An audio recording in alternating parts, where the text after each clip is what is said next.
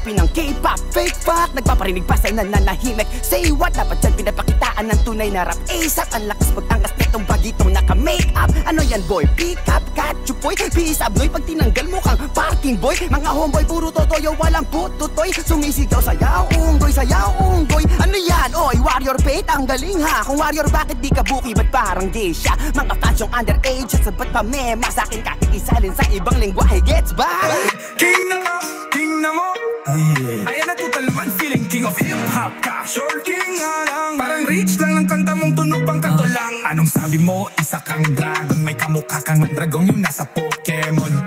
Ang pangalan niya ay Gumi, his body is slimy, pero bakit mo inugali? Meron talaga isang SB19, ang pangalan niya ay Justin. International ang kanyang success, habang yung kanta mong may say puro lang this. Hindi ka nga pinapansin ng press, kasi yung fame na alam mo pa regress. Kaya nga dinamay mo sa kanta mo, ang alam mo sa views mo ay makakapabigay ng progress. Ang mais ng SB19, matamis habang ikaw lasang panis. Ganyan ba pinagmamalaki mong vocal local? Eh kahit sa local ang karir mo di nga nagtagal, di ka level sa artist na mediocre. Eh ang kanta mo nga di papasa ng entry level. Makawakang ang nagpahinga, kaya pati utak mo di na gumana ng tama. Kaala mo ata nasa panahon ka pa ng gayuma. Boy, gising na, nag-evolve na ang musika, habang ikaw na pag-iwanan na.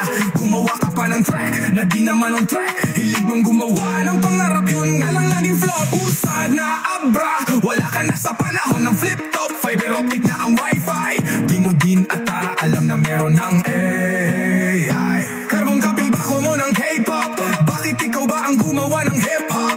Sakitid ng utak mo, di mo alam na ang musika ay nagbabago.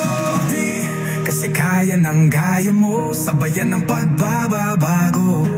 Kaya kayo naglalaho, ang sabi mo, pag wala silang makeup, mukha silang parking boy.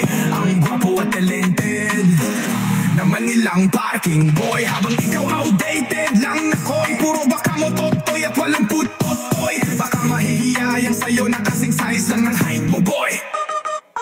Pag nakita mong daksikin suson, malamang sumakit pa ang iyong puson. Sana marinig mo tong sinasabi ko, kasi kung para sa aming eating mas mukhang andaan siyang banat mong panglodo. Tanga parang utak mo lang napahalang. Kung unyong di tumalab sa akin yung gayuma mo, mas lalong di tatalab sa akin yung mais mo na kasing panis ng ugali mo.